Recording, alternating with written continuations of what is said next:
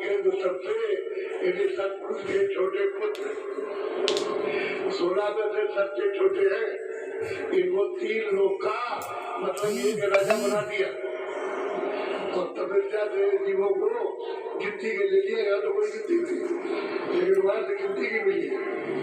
सोचते गिनती की आप लिए, लेकिन यहाँ कोई गिन नहीं सकता। 10 अवतार इन्हीं के, इसके आगे नहीं।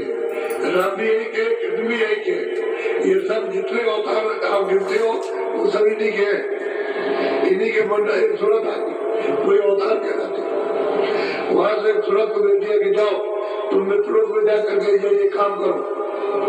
उन्होंने यहाँ करके काम करा उन्हीं के। तो जब जब मतलब है कि रास्ता नष्ट हो जाता है मानवता का, कर्म धर्म का, पापाचार फैल जाता है, तब ऐसे भेज दिया जाता है कि जाओ ये काम करो, और काम करने के बाद पता नहीं चलता कहाँ चले गए। सब तक नहीं जानते, और वो सब मालूम क्यों तो जाते। वो तो छोटे के पास भी जाएंगे, इनके ऊपर बड़ा है उसके पास, और बड़े से बड़े के पास भी जाएगा और ऊपर भी जाएगा। वो सबको देखते और सबसे मिलते और सबकी रचना को देखते। अब उसी रामायण में तुलसीदास ने लिखा है कि जब राम का मैंने दर्शन किया और मोर लोग राम मुस्काई, और तुरंत में उनके मुख में उस पार चला गया। उस बार टॉप में खड़ा हो गया तो देखता हूँ और नजर आया ये सब अन्न की रचना स्वर्ग में कुट गई, ये रचना दिखाई दे, मित्रों की दिखाई दे रही। और ऊपर देखता हूँ तो कहते बहुत ब्रह्मांड दिखाई देते, भागवत की रचना अति विचित्र लोग का देखा और रचना हमें सुना। उसी रामायण में लिखा है, लेकिन वो कोई मिलत चाहिए। अब उनको तो संत मिल गए तो आपने तो समझा नहीं कि कौन मिला कौन नहीं मिला, आप तो जानते नहीं। उन्होंने तो कहीं भी नहीं कहा, उन्होंने सिवाय गुरु के और दूसरी कोई बात नहीं की। तो गुरु मिले उन्होंने बताया, अगर गुरु न मिलते तो रास्ता हमको खोल देता। बोलो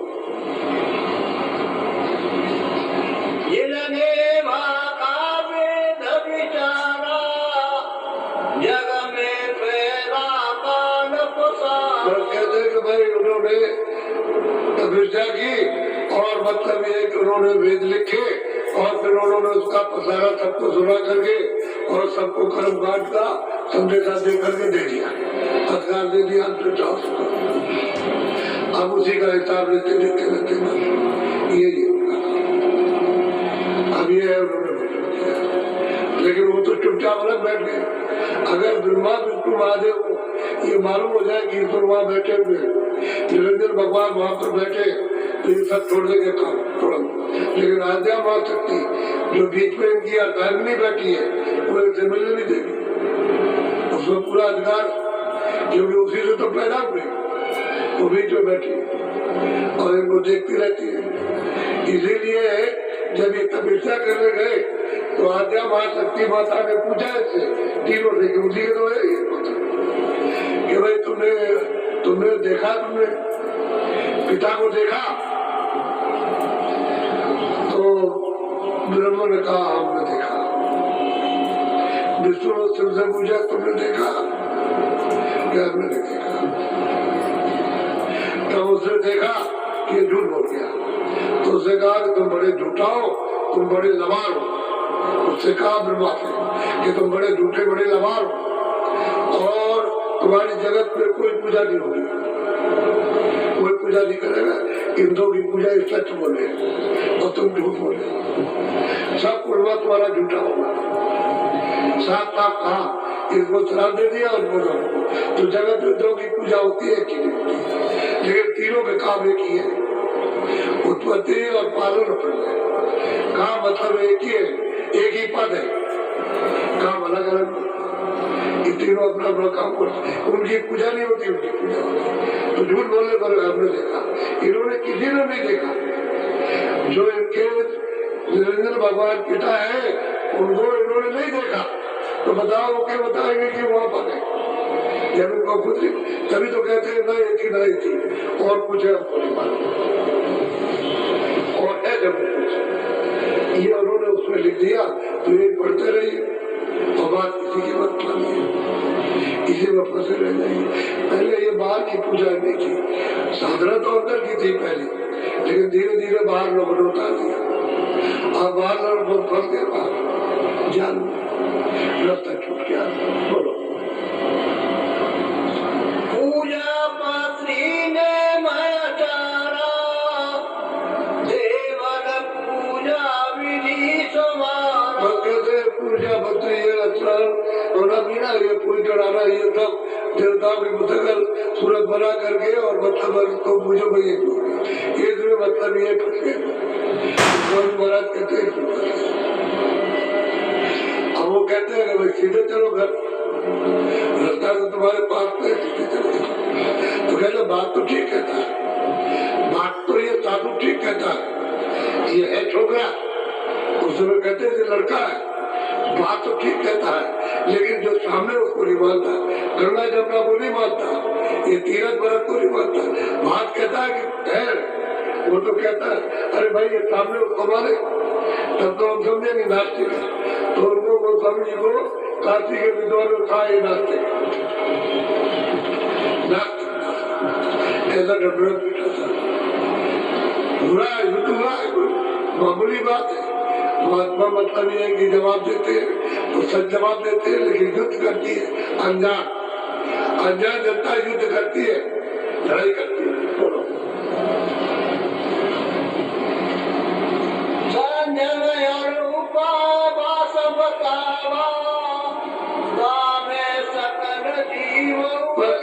बाहर अपने संजम मंजम जो जिसको आया वो अपना बता दिया, सब जीव इसी में सब फंस गए। ये जो अंदर का रास्ता था, व्यास जी ने जब देखा कि बाहर मुख हो गए और अंतर्मुख इनका रास्ता बंद हो गया, तो उन्होंने ये बताने के लिए कि भाई अंदर चले जाए, तो उन्होंने बड़ी बड़ी आदर पुरुषों की मूर्तियों की स्थापना जंगल में की, किसी कमरे शहर में नहीं, और कि जाओ वहाँ गाँव से बाहर और जाकर के ऐसे बैठ जाना ऐसे, और अपनी आंखों को उनकी आंखों को मिलाना और एक टक होकर के देखते रहना, तो दृष्टि से दृष्टि हिले नहीं, उनकी आंखों पर अपनी दृष्टि ठहरी रहे, और रोके ना बस पूरी आंख बंद करे ना तो अंदर की आंख खुल जाती,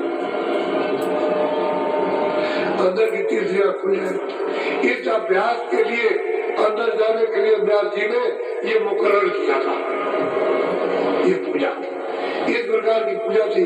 फूल नहीं चढ़ाते थे, वो जंगल में रख दिया और 1 घंटा 2 घंटा लोग करते थे, फिर आग बंद कर लिया तो आप खुल गई और अंदर चलते थे, इतनी साधना थी। और वो भी आपने छोड़ दिया तो सब बाल होते, अब पुष्प चढ़ाना, ये चढ़ाना, ये करना, ये करो, इसी में लगे।